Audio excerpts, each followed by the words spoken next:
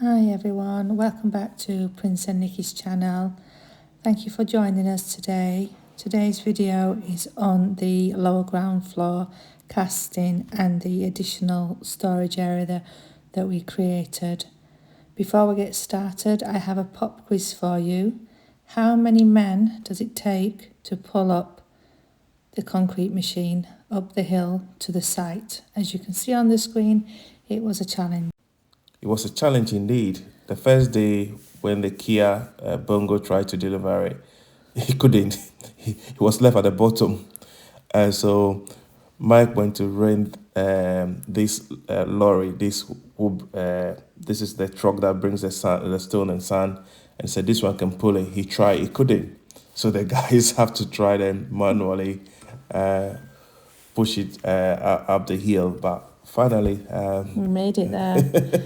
And this is what I was saying in the previous video about trying to get the groundworks done before the rainy season comes. There's certain things that, given the land and the environment that we're building, there's going to be challenges. So this is why we were what we were doing in terms of the planning. As we mentioned previously in the last video, we actually initially, working with the land after assessment, implemented some changes to the design, and we now have a lower ground 2-bedroom apartment, which you're seeing here, the creation of the ground floor. There is a 10-foot slope difference, and this is where we started working on casting the floor. If you haven't already seen the previous video where we was getting to this stage, do go back and check that video in our playlist, whereby you'll be able to see us talking to you about all the in-depth details about how we created the structural integrity for this and prepared the ground and the DPM for today's casting. Before you go ahead and start the casting, you will see that we need to make sure we've done all the checks, that all the DPM is overlapped and the tape is fully completed. And then if you see on the screen where each of the columns are, we poured some waterproof concrete around that. And that's just an additional barrier that we've put in to make sure that there's fully waterproofing.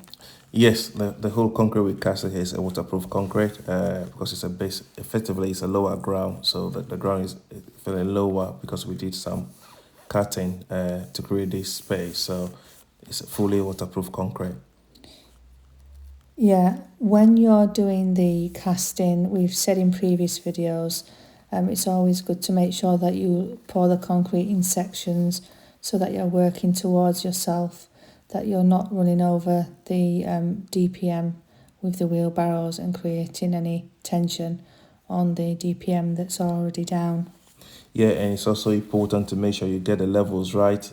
This will reduce the amount of screed you need to put down when you come to your finishes. So this stage, you're also thinking about the finishes. How do you minimize costs when you come to finishes? We see the instances whereby finishes have been a lot. People do finishes over 4 inches. So it's important you get the level very right. Yeah, I always say your masons use the spray level they have. Yeah, when we did talk about in the last video the importance of obviously the details and the forward planning, obviously where we spoke about making changes from a carport that we initially thought about might be useful to ensure that we're working with the 10-foot difference in the land and actually fully utilising the space. We did talk about the importance of making sure that there's the safety considerations, that all the structural work, and you're working with the whole team to ensure that it's done, but also thinking about the project management side. You need to jointly think about everything, how it's all linking up as well. So as Prince have just said, you need to make sure you're thinking about all the stages, getting your levels, making sure that when you're getting ready for this, you're taking all measurements, you're looking at your drawing. Always have a printout of your drawings on site, making sure that all the masons, everyone's fully aware of what needs to be done, so that it creates not repetition and fixing things as you're moving forward? I mean, it was one of those processes that we decided early on to say if we want to create a full retaining wall, a concrete reinforced retaining wall, that will be a huge cost to the client. So we came out with the storage idea of limiting the cost, because there are options, theories of how you work with the land to get the best output. Yeah, I mean, one of the big things is obviously creating the subground storage and how we was able to save money on that. What you're seeing on the screen now is the introduction of the drainage system that we put in.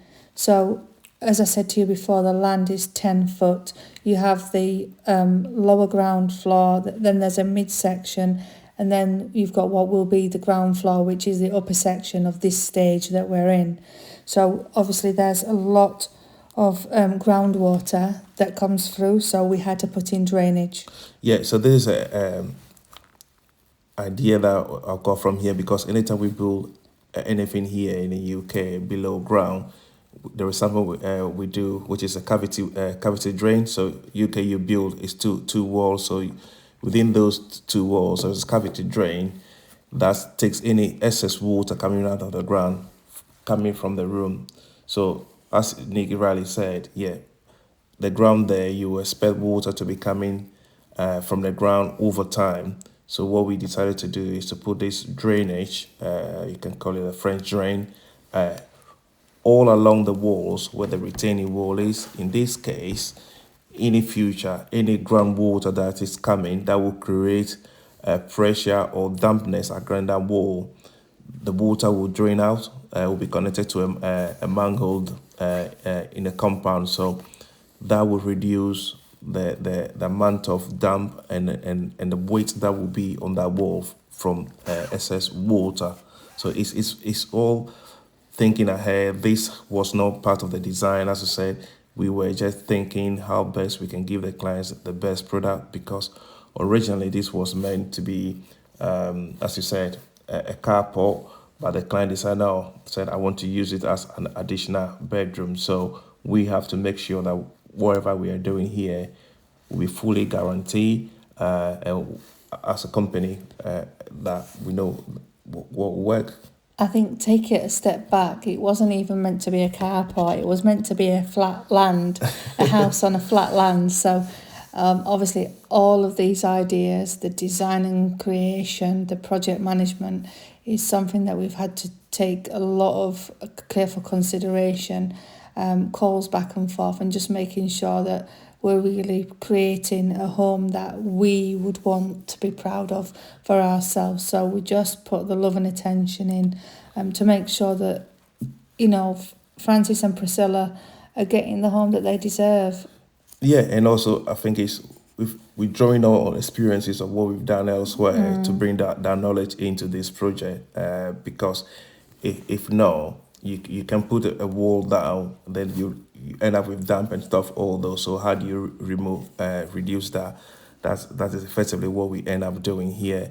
So as you see, after the guys you put all this pipe down. So actually the pipe is sitting on a concrete slab. So the slab that we cast, it protrudes above the wall about 4 inches. So the pipe is gonna sit on the wall, and what happens after that, you put a stone on it before you cover it with the sand. So the stone makes it that the sand doesn't go in and water will still drain. So as you go further down the video, you'll see that the guys, when they've done they pour the stone, it was tested to make sure the water is coming out where it needed to do. Yes, and obviously with the pipes, you always make sure that you lay them to fall as well. Yeah. So that obviously the water's then running out. As I said, this wasn't in the design at all initially, so we've had to spend a lot of time thinking about actually working with the land. We've created a starting retainer wall for the externals of the home, and this water will run outside to the outside, but there's also a lot of groundworks and plans that will need to be put in place to make sure that when the rains do come, that there's less rainwater and damage to any of the home in the future. So yeah, we've spent time, we've created a nice space for the clients, we've done the subground storage, and we've utilised this place, but we've also saved a lot of money in terms of creating spaces, but also saving on the materials, because that the bits that you're going to see coming up, which is what they're calling the storage area, which is the midsection of the levels, that would have took a lot of materials to fill. Yeah, as I said, they just start putting now the stones and the gravels on there now, so all of them will be covered in gravels.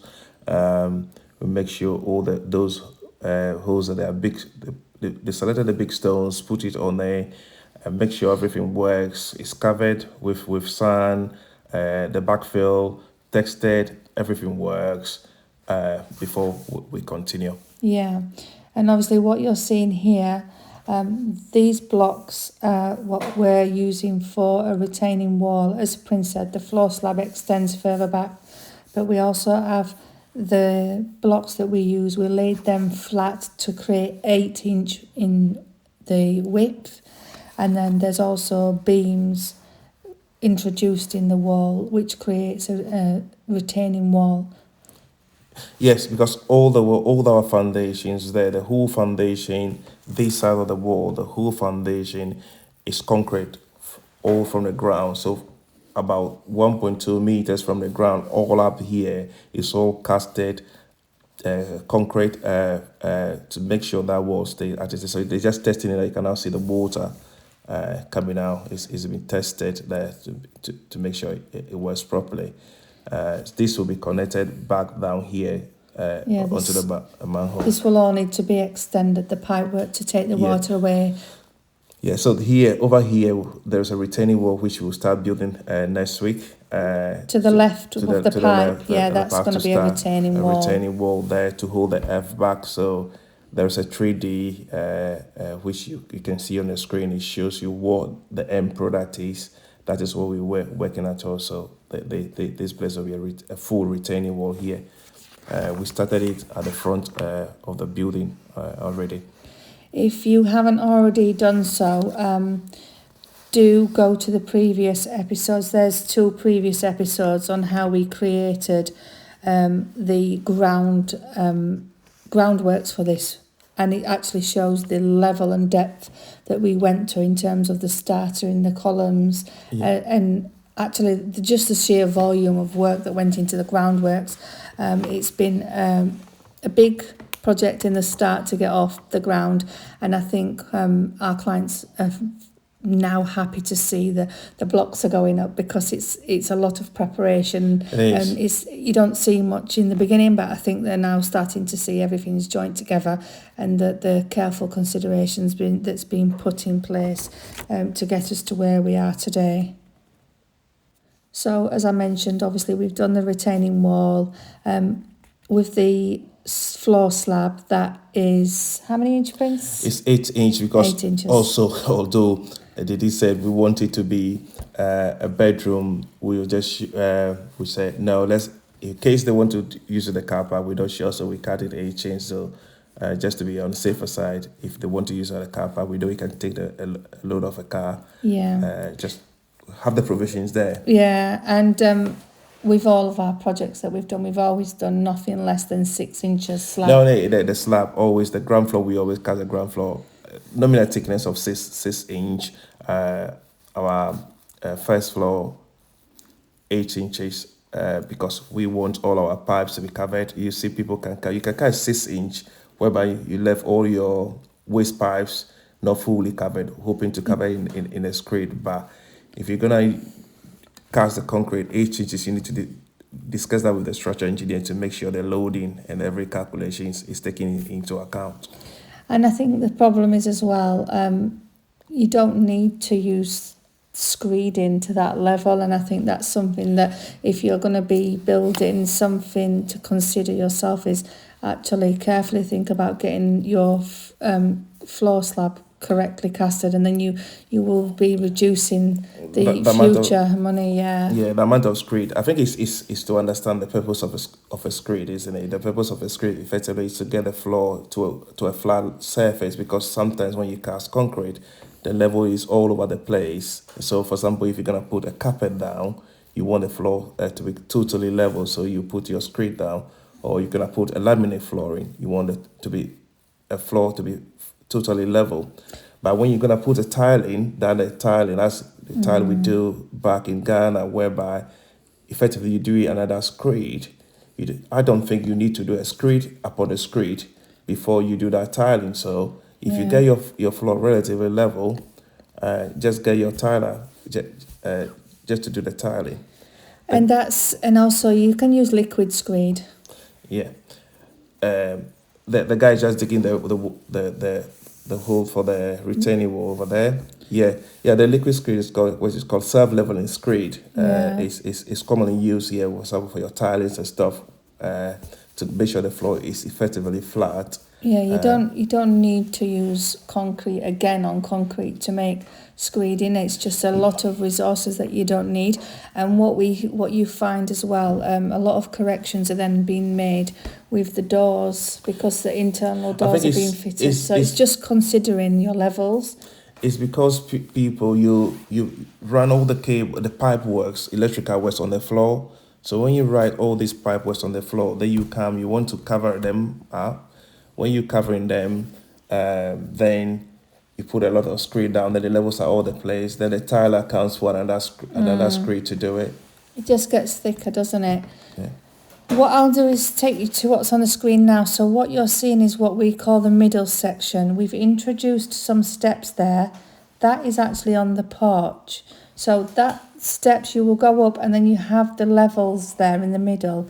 That is how we've utilised reducing the cost for the client, but also implementing a storage area. It's a decent in height. It is. And it just helps to create more storage space, because we're thinking as if it's our home. We treat all the projects that we work on as if it's our home. What can we do to make it better? Every stage, how can we save money? How can we make it better? And we're thinking, actually, how can we use this middle section instead of just filling it all in? Yeah, I think it's what you can see that this now tells you the reason why we haven't actually used a full retaining wall is because we reduce the height of the wall here, because even if we have done the full retaining wall in concrete, reinforced concrete, what you end up is a lot of filling just to cover that space. So what we've done here is to work with the land. The first section is a full height. You can stand in that storage room. The other end I call is typically like your loft. You can push stuff there, but you got to bend and push your stuff in there. And this saves a lot of money in trying to achieve the same outcome in a better way. Yeah, and it just gives the client a usable space as well. I think it's just about having careful consideration, and we've said in our own project, always not to be scared about making changes and improvement. And that's what we did here. We did the lower ground floor, and we said, actually, let's use that space for something better. So we are always making the improvements, but as you go along, this is why either you're project managing yourself, get a good team around you that knows what they're doing, or if you have a team that's doing it, work with the team closely and always think about the next steps and joining everything together. As you see, the slabs are being cast on that middle section, and it starts to give you a visual on the retaining wall there.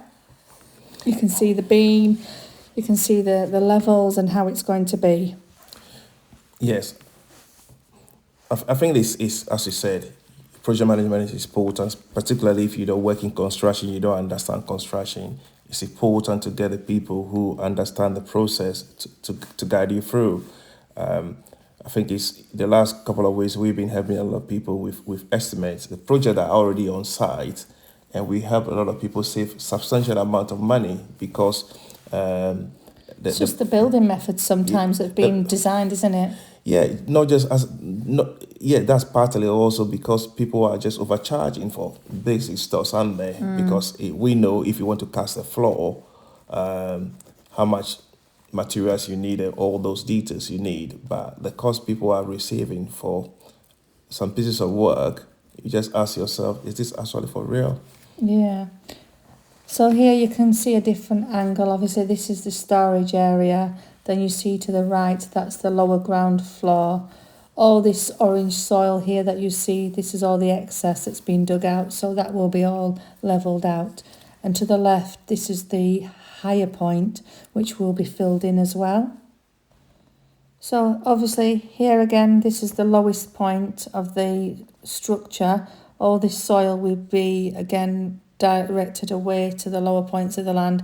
This is 3 plots of land, so all of this soil will be utilised on We the start land. using it for the filling at the top anyway. Yeah, the client saved a lot of money on the filling at the top. Yeah, that is working with the land.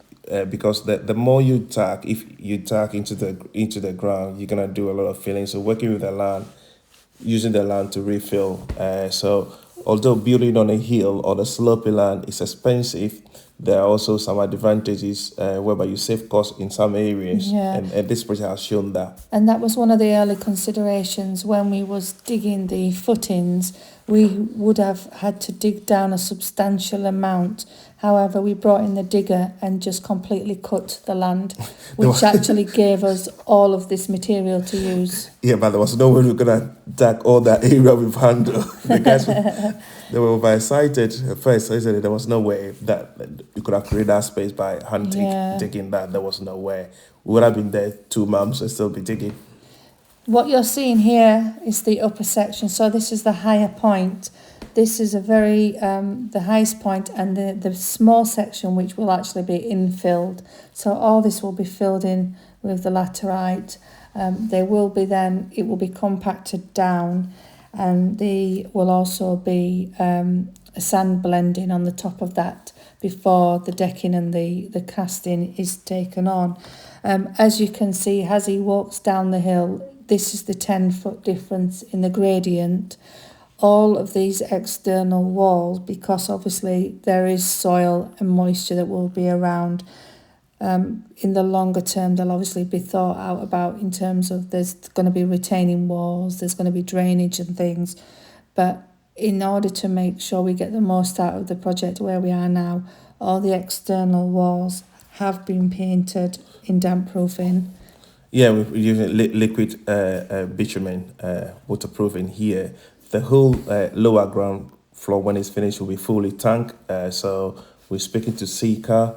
Product has been specified by Seeker, which will be finished as a part of the finishing process that will be used. So we can guarantee there's 100% that there'll be no issues with them, because we're working with the specialists to get that done. So we take the right advice from the right people for the best outcome. There's no two persons that know everything. It's about working with the team and using everyone's expertise.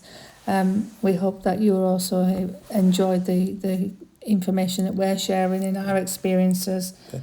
Over here, you can see that what we're trying to do is coming into focus now. You can see that the building is, the lower ground floors is taking shape, and the upper floors also. It's all just coming together now.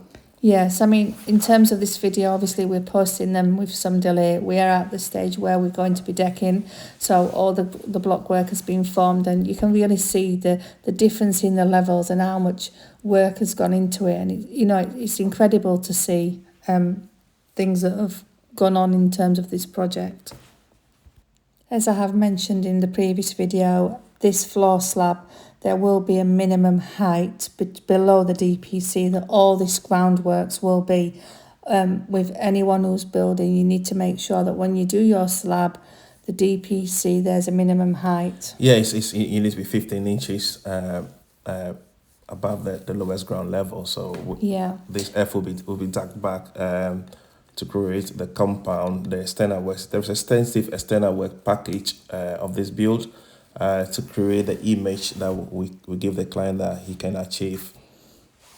So as you can see, they're just doing a bit of a walkthrough. So they've done the external walls of the block work, forming the windows, and you just get a general sense of how things are going in terms of the lower ground. As Prince says, we did cast the slab thicker. Should there be a change in decision future that they don't want to use for apartment, the slab can hold cars as well if they wanted to change it in the future. As you can see on the wall there's the beams. Yes, the beam all has been casted, so there's a beam at the bottom and the beam at the top, just about 5 courses of the block before. And also you can see at the far right there, we have just starting the retaining wall. That retaining wall is going to continue all the way to the end of the plot. So the house effectively is on 2 levels. You got the upper ground floor and the lower ground floor. We will insert here the image to the right of the screen so you can see the landscaping.